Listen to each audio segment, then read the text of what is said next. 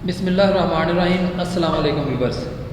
Introduction to C plus programming series के इस video के अंदर मैं हूं मोहम्मद सफदर डोगर। व्यूअर्स, हम जो सीरीज़ शुरू की हुई है, ये हमारी जो सीरीज़ है ना, ये है बेसिकली हम पढ़ रहे हैं सी प्लस प्रोग्रामिंग, या आप इसको कह सकते हैं फंडामेंटल ऑफ प्रोग्रामिंग भी कह सकते हैं। तो आज के लेक्चर के अंदर जो टॉपिक आज हम कवर करेंगे वो दो यानी कि टॉपिक आज कवर करेंगे। एक तो हम देखेंगे कि वेरिएबल इनिशियलाइजेशन क्या होती है, मीन के वेरिएबल को इनिशियलाइज हम कैसे करेंगे, और उसके साथ ही हम देखेंगे कि वो कौन कौन से रूल्स हैं जिनको फॉलो करते हुए हमें वेरिएबल एक डिक्लेयर कर सकते हैं या वेरिएबल बना सकते हैं। तो स्टार्ट करते हैं। Variable initialization, the process of assigning value to a variable at the time of declaration is known as variable initialization. Mean कि अगर आप एक वेरिएबल डिक्लेयर करते हैं और वेरिएबल को डिक्लेयर करते साथ ही उसको कोई वैल्यू इनिशियलाइज कर देते हैं या वैल्यू उसको असाइन कर देते हैं, तो उसे हम कह देंगे वेरिएबल इनिशियलाइजेशन। इसका सिंटैक्स देखते हैं। Data type space variable name, assignment statement, उसके बाद आ जाएगा आपका वैल्यू और एंड पे क्या लगा देंगे आप, सेमीकोलन लगा देंगे। इसकी एग्जांपल देखते हैं। जैसे मैं कहता हूँ int n is equal to 10, तो ये मेरी आ जाएगी वेरिएबल इनिशियलाइजेशन। मीन कि आपने एक वेरिएबल लिया जिसकी डाटा टाइप क्या है, इंटीजर है, वेरिएबल का नेम क्या है, n है, इक्वल टू साइन, और उसके बाद 10 उसको वैल्यू जो है ना आपने असाइन कर दी है। तो एक प्रोग्राम लिखते हैं इसके अंदर, तो फिर आपको मज़ीद इसकी समझ आ जाएगी। यहाँ पे लिखते हैं जी इंक्लूड आईओस्ट्रीम।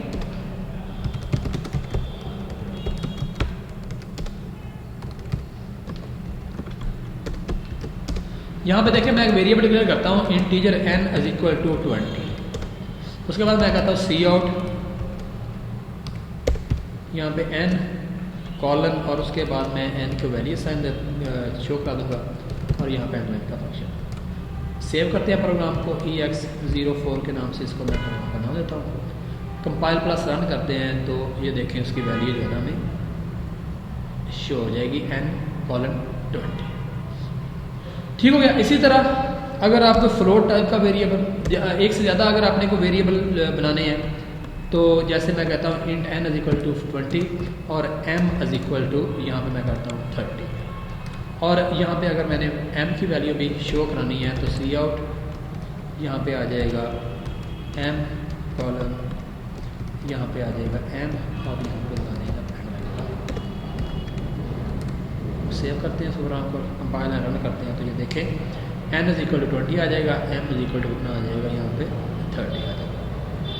इस तरह अगर आपने किसी और डाटा टाइप का फ्लोट, मैं कहता हूँ जी abj इज इक्वल टू 30.56, तो इसको अगर आपने शो कराना है, यहाँ पे सी आउट, यहाँ पे आ जाएगा एवरेज, और यहाँ पे भी जे लिख देंगे, और यहाँ पे आप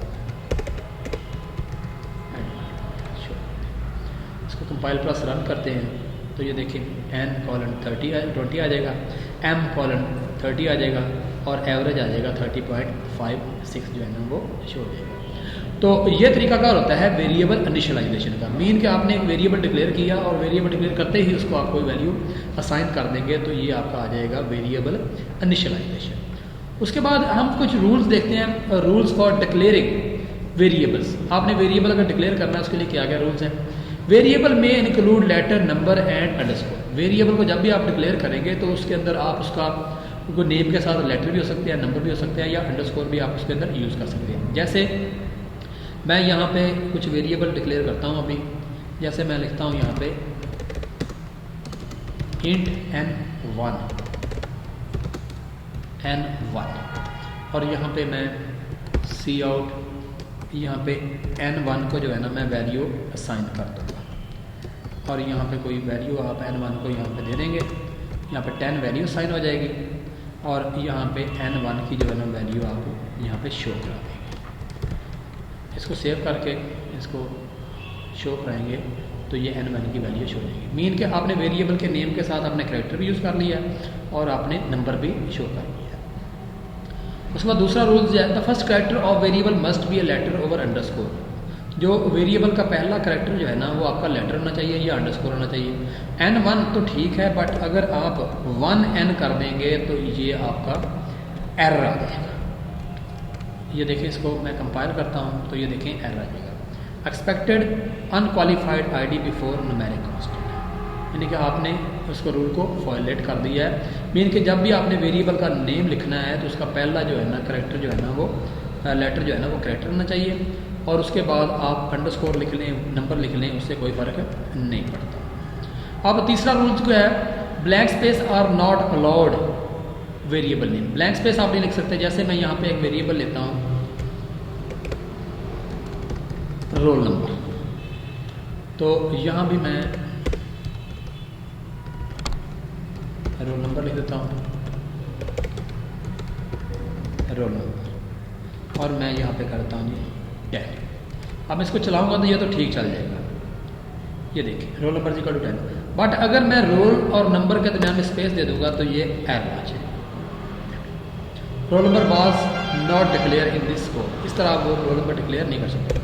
हाँ, रोल अंडरस्कोर अगर आप कर लेंगे तो ये समझने के इसको फॉलो कर लेगा।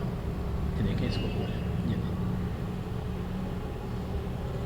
ठीक हो गया।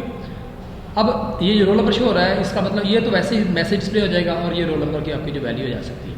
मीन कि आपने जब भी रोल वेरिएबल का नाम लिखना है तो उसके दरमियान में स्पेस नहीं होनी चाहिए।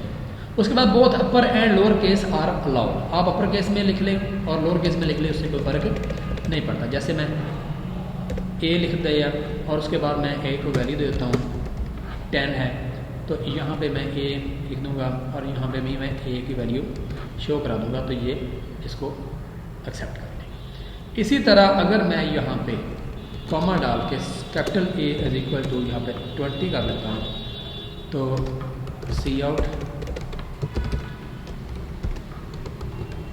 ए कॉलन यहाँ पे आप कैपिटल ए लिख देंगे और एंड लाइन यहाँ पे शो। ये देखिए, ये दो अलग-अलग वेरिएबल है, यानी कि स्मॉल ए अलग वेरिएबल है और कैपिटल ए जो है ना वो अलग से वेरिएबल है। मीन कि आप इसको अलग से ट्रीट करेगा, वो इसको वो अलग से ट्रीट करेगा। इसके बाद आता है special symbol can not be used as a variable name. जैसे स्पेशल सिंबल हमारे पास है, जैसे मैं कहता हूँ इंट है, फ्लोट है, डबल है, कैरेक्टर है, उनको हम वेरिएबल के नेम के तौर पे इस्तेमाल नहीं करेंगे। इसके बाद रिजर्व वर्ड, जो इनको भी आपने वेरिएबल के नाम पे आपने इस्तेमाल नहीं करना। ये variable can be declare only for one at a time. अगर आप देखें मैंने इंटीजर ए का यूज़ कर लिया, अगर मैं यहाँ पे फ्लोट ए लिखूँगा तो ये एरर आ जाएगा। देखिए, ये एक एरर आ जाएगा। मीन क्यों? उसको ये नहीं पता चलेगा कि ये मैं किसको ट्रीट कर रहा हूँ। यानी कि यहाँ पे मैं अगर उसको 2.89 वैल्यू दे भी दूंगा तो वो देखिए इसमें एरर आ जाएगा। यानी कि अगर आपने एक वेरिएबल का नेम ए को एज ए इंटीजर यूज़ कर लिया है तो ए नाम का दोबारा वेरिएबल, स्मॉल ए का नाम का वेरिएबल दोबारा दूसरी डाटा टाइप से आप नहीं बना सकते। Variable can be up to 31 character long for many compiler. अक्सर कंपाइलर जो है ना वेरिएबल का नेम जो है ना वो 31 कैरेक्टर तक लेते हैं। जैसे मैं यहाँ पे एक वेरिएबल लेता हूँ रोल नंबर, इसके अंदर कितने कैरेक्टर हैं? इसके अंदर 6 कैरेक्टर है। इसी तरह आपने अगर वेरिएबल का नाम ज़्यादा से ज़्यादा लिखना है तो वो 31 कैरेक्टर तक आएगा, इससे ज़्यादा नहीं। इसके अगर आप ज़्यादा लिखेंगे तो वो 31 कैरेक्टर तो उठा लेगा और बाकी को क्या कर देगा, वो इग्नोर कर देगा। उम्मीद है कि आपको आज का लेक्चर समझ आ गया होगा। अगर फिर भी कोई क्वेश्चन ज़हन में अरेज हो रहा हो तो उसको प्लीज़ कमेंट्स में डाल दें। तो मेरे चैनल को बराबर सब्सक्राइब करते रहें ताकि मेरी हर आने वाली वीडियो की अपडेट आपको मिलती रहे। मेरे चैनल को शेयर भी करते रहें, मेरी वीडियो को शेयर करते रहें ताकि दूसरे लोग भी इससे फ़ायदा उठा सकें। तो नेक्स्ट लेक्चर के लिए ओके, अल्लाह हाफ़िज़, बाय।